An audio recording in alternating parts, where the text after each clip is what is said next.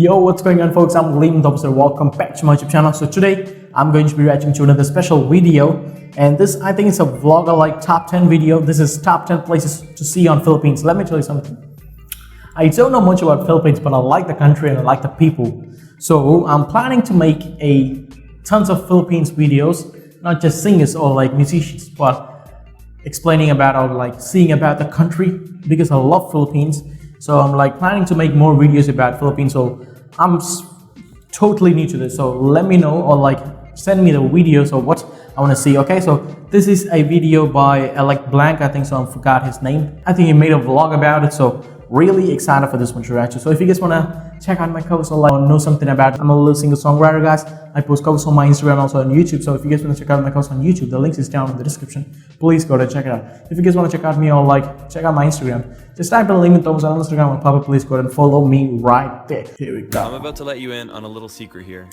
The hidden gem of Southeast Asia is right here, the Philippines. Hold on. Was Philippines Asia the whole time? Whoa, I did not know Philippines was Asia. Okay. Favorite of all countries that I've traveled to. It is some of the most beautiful landscapes and the most incredible people you will ever come across. Yo, this is good. Now, before you start taking advice from a random stranger, I want to give you a bit of my background. My name is Christian LeBlanc, and I've spent the last 2 years traveling Southeast Asia. Let's get started with the countdown. Number 10 is Boracay. Boracay is easily one of the most popular islands in all of the Philippines, and with that, it can get pretty busy sometimes. Now, that can be a good thing, that can be a bad thing. The great thing is, you can guarantee you can find some extremely beautiful hotels if that's in your budget. You can also find some relatively discount ones too, so budget shouldn't be too much of an issue here. The nightlife is pretty good, and the food selection is great. Boracay has everything from low-end hostels all the way up to extreme luxury hotels. It can be backpacked, but definitely expect to spend a bit more money here. The island of Boracay itself is extremely beautiful. Some of the bluest waters you'll see, and some of the finest white sand beaches. I would assume this is how it got so popular. The population of the island has outgrown the infrastructure at least 10 times over, and this can lead to a lot of congestion. But you're going to spend most of your time on the beach anyway, so what does that matter? Number 9, that's Oslob. Cool. Oh, that's cool. I did not know Philippines had this much beautiful cities or like beautiful beaches. That's cool. I'll definitely visit that place one day. Oslob is extremely well known for one thing, and that is the whale sharks. This is a place where you can actually go and swim right next to these gentle beasts. Now, there is a little bit of controversy that surrounds this because the whale sharks are fed, but I'll leave that up to your discretion. It's such a humbling experience swimming next to an animal that could literally grow as large as a small bus. In record, they grow up to 40 feet, although it's very unlikely you'll see one this large. Only 30 minutes away, there's a couple sets of waterfalls. Dumaguete is the most impressive of the two. It's a massive drop-off that creates a beautiful mist. Now, if you're looking for more of an experience with the waterfalls, check out Aguinid Waterfalls, because you can actually scale up them, you can jump off of them. It's much more interactive than just looking at a waterfall like you do at Dumaguete. It's definitely worth a visit. Number 8 on my list is Malapascua. Malapascua. It's very unlikely that you've heard of this place before, but there's a great reason to go, and it's this one animal that lives below the sea. It's very unlikely you've ever heard of this place, but Malapascua is home to one of the most beautiful creatures I've ever seen. The thresher shark. If you're a scuba diver, this is a must. There is no fish more impressive than the thresher shark. It has a long tail just like a scythe. You see it beautifully cutting through the water. For me, this made going to Malapascua 100% worth it. Now, the dive scene is incredible, but it's not the only thing. Malapascua Island itself is extraordinarily beautiful. Again, if you haven't already noticed the trend, extremely blue water, fine white sand beaches, and relatively expensive accommodations, so this definitely has to be something that you save up for. It's a very small island, and all the accommodations on the island are quite expensive. Do a little research. We even managed to find a bit of nightlife on this incredibly dormant island. My girlfriend Laura really hit it off with the locals. If you know anything... Yeah, I think Malapascua is like Goa for us. Goa is amazing. If you guys are in India, you should definitely check it out. If you guys are visiting India, definitely you should know about it. It's an amazing place, Goa. About the Philippines, you'll probably be shocked that I put El Nido in 7th place. El Nido is easily one of the most beautiful places in the Philippines, and arguably the world. The beauty of this place leaves you in awe. Now let's start with the great things about this place. The this 4-island place tour is is good. incredible because it lets you see the cerulean blue waters, the jagged cliff sides. It's seriously earth porn. It's nothing like you've ever seen before. The days in El Nido are unforgettable because you'll spend your entire day hanging around these beautiful landscapes. But this is where the problems start. When night hits, it becomes a bit less enjoyable, I'd say. El Nido's electrical grid is archaic at best. Look at those. When we backpacked, we spent at least half of our nights in darkness. And worse than the dark, we spent it without any fan or air conditioning. It gets extremely hot in the Philippines, and when the power goes out, I become a pretty unhappy camper. In addition to this, if you're planning to do anything like I do as a YouTuber, uploading is basically a no-go. The internet speeds are so slow, and it will drive you mad. Now there are some ways you can get around these inconveniences. If you spend a lot more money, you can actually stay at accommodations that will have backup generators, and this will at least help take care of the problem of your air conditioning going out, so you won't sweat to death at night. I want to end this on a positive note because despite all the inconveniences of El Nido, the beauty of this place makes it all worth it, so you have to go check it out. If you end up going, make sure you do the 4-island tour, and make sure you climb Tara Cliff if you're willing to risk your life. It's extremely jagged, but the view you get is unforgettable. Whoa. The next on my list is I think I'm watching this on the wrong time. I should have watched this 3 or 4 months or November last year or something. Wow, this place looks beautiful. Bohol. Bohol is a large and magical island. There's so many things to see and do here. It never hurts to go around with locals. That's how we find some of the cool hidden gems, like this little hole in the ground. No pun intended. With Bohol being a big island, you could easily spend 5 to 10 days here. It's just a hole in some out of nowhere. Gems, like this little hole in the ground. No pun intended. With Bohol being a big island, you could easily spend... Someone walks at night or some stranger works at night who doesn't know about this place. He's definitely going down. And 5 to 10 days this is here. Crazy. The most popular of the beaches is Alona Beach. And this is a place where you can stay at a 5-star hotel or at a guest house or hostel. The pricing is definitely on the expensive end, but nothing unreasonable. Also a must in Bohol is to rent a scooter. It would have been even much better if you set the pricing. Some of the most incredible riding I've ever done has been done here on this island. You take the scooter, you drive up further north from Alona Beach, and you'll end up visiting these guys. These are tarsiers. Hold on. I've seen them in Harry Potter, aren't they? Okay, I've seen them in Harry Potter 1 and 2, and after that they died. I freaking forgot the name. Only found in Bohol. Bohol. Looks like that. They basically sit like this all day, but what more could you ask for? I mean, just look at him. He's chilling. Mondays, am I right? Also worth mentioning, I did go up further north to Anda Beach, and although I liked Anda, I didn't love it. I found it a bit of a dirty beach. For me, I would have preferred to have stayed in Alona Beach, rented a scooter, and used it to do day trips like seeing the Tarsiers, the Chocolate Hills, etc.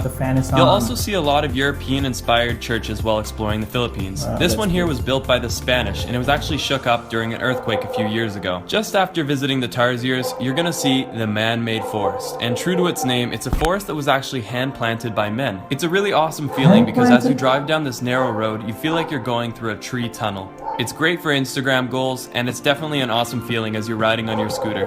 After the man-made forest, about another 35-45 minutes up north, you'll be going through what some people deem the main attraction of Bohol. These are the Chocolate Hills, and you'll notice they look extremely similar to a Hershey Kiss. I don't know if that's why they've been called that, but the name is definitely fitting. You can drive up to the top of one of the hills and actually get a pretty good vista of the entire mountain range. Oh, the typical video, travel videographer, look at that. Look at this camera. He's like the typical travel videographer. Good vista of the entire mountain range. I definitely recommend it.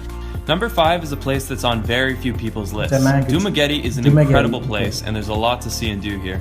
It's a place I spent almost 2 weeks scuba diving and exploring its beautiful nature. If you go to Dumaguete, check out Casaroro Falls. I know I'm probably butchering it, but I'll write it down below. Right across from Dumaguete is a short boat ride to Apo Island. Make sure you check out this place. Apo Island translates into English as Turtle Island, and it's well named because everywhere you go is serious dude, brah. There's sea turtles everywhere, and these chillers are used to having people around, so they don't mind when you swim up next to them. just make sure not to touch them. This is by no means in Dumaguete, but this is one of the must-dos of the Philippines. This here is Manjoyod Sandbar. I call this place the Maldives of the Philippines. It's about a 2 to 3 hour drive to get here from Dumaguete, but every single minute of the ride is worth it. Once you arrive at a little dock, you take a boat across about 45 minutes, and you arrive in paradise. If you have that extra time, or you want to take your Instagram to a whole nother level, you better check out Manjoyod Sandbar. Those are just a few of the things you can do in Dumaguete. There's some nightlife, there's great restaurants, and a whole lot of nice hotels and resorts. This is a place for anyone on any budget. Number 4, almost on the podium, but not quite, Kawasan Falls, also known as Badian canyoneering. Now, before I even get into this, if you're not too afraid of heights and you're not afraid to get wet, this is one of the coolest things that you can do in the Philippines. It's a full day trip where you're guided through these very narrow crevasses where the water flows down, creating these awesome little waterfalls. It's such a unique and amazing experience that you really can't find that many places in the world. I brought my expensive slow motion camera in a lousy waterproof housing. I risked it for you guys. You're welcome. Badian canyoneering is a guided expedition, and you cannot do this alone. By law, you need to have a guide, and I highly recommend it anyways. You would not want to do this alone. It's not too expensive. From my memory, it's about $30 US. You get a guide, and he shows you through the canyons, he pushes you off the cliffs, and you even get a meal out of it, so it's not too bad. At the end of the canyon is the world-renowned Kawasan Fall. This waterfall literally looks like the exit to the Gatorade factory. The water is this weird fluorescent blue that looks like it should be bottled and sold to people at a very high price. The water is quite cold, so it's a very nice refreshing break after a long day of jumping through canyons. Now, I must mention that when this was filmed, I was actually one of the last groups to have gone through the Badian Canyon in quite some time, and I'm not even sure if they've reopened. The municipal government shut it down because they were worried about erosion, so do a little research. Hopefully it's reopened because it is one of the top things to do in the Philippines. Also, random insert, you'll see roosters everywhere in the Philippines. Cockfighting is basically a national sport. I named him Fred. The bronze medal goes to my favorite landscape in the entire world. This beach is seriously heaven, and I don't use that word lightly. It is my favorite, and I'm honestly blown away that to this day, Nacpan has not been developed as a resort town. This is the most incredible landscape that I've ever seen.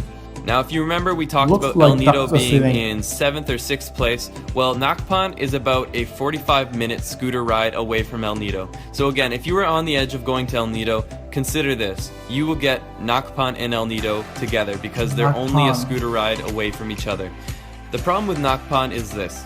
Because it's such a beautifully untouched landscape, there's nothing on it. There's really only a couple guest houses with which they have no electricity after a certain hour. I think it's after 6 p.m. You have two options. You can either rough the heat and stay in a very basic guest house on one of the most beautiful beaches in the entire world, or you can just rent a scooter from El Nido and drive back to your hotel, resort, wherever you're staying in El Nido. But one of the most epic day trips you'll ever do.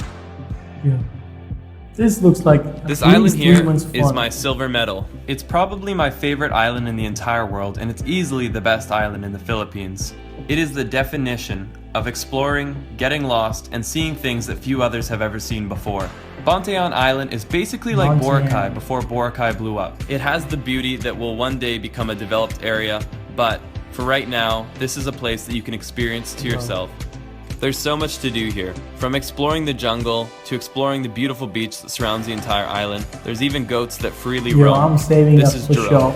Definitely check out the mangroves. They're these little trees that grow on the water. Go explore the other side of the island where there's literally no identifiable landmarks. Just beautiful untouched nature and so many kids just playing on the side of the road. Definitely say hi to them. They really appreciate it and they're a lot of fun to hang out with. I joined a few kids in playing some basketball and it was definitely one of the highlights to my day.